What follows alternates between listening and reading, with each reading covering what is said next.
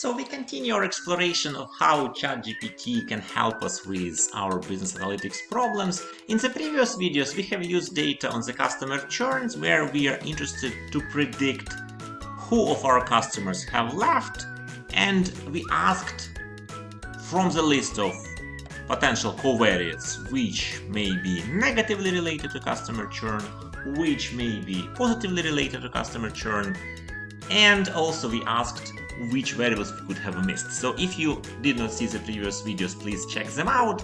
And in the current video, we would like to apply CRISP-DM methodology to this problem of a bank customer churn, and we continue to use the same conversation as we did in the previous videos. And finally, let's use the third prompt, which is a CRISP-DM methodology, which is like one of the older but still very relevant ways to analyze business analytics problems. And again, let's see what ChatGPT will recommend us, how this particular problem with the customer churn can be turned into application of this CRISP-DM methodology, which can be like a good blueprint for your company to estimate these relationships. So let's copy that. And now I am back to ChatGPT, free version. I insert this question, and we have this perfect summary of the steps, right, which CRISP-DM identifies. So first of all, CRISP-DM stands for Cross-Industry Standard Process for Data Mining. Again, it's like standard which is often used for this type of problems.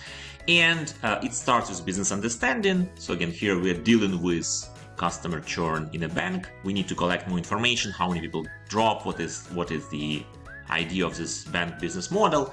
Then, of course, you start working with your data understanding. In this case, we already have our data set, which we'll analyze. Then we can do some extra steps to prepare our data.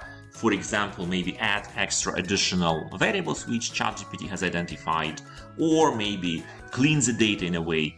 Then we'll talk about modeling. That's like a most important part of this course, which we'll talk a lot. And of course, we'll also spend some time on evaluation, right? Sort of how do we know that this model is good or not?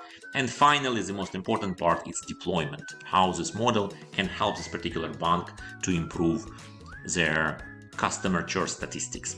Okay, so this is like the first example of how we can employ ChatGPT to help us set up the business problem, understand the steps in its implementation, inform us about the potential relationship which we can further check, and finally, of course, suggest these additional variables which we may want to add to our model to make it more complete.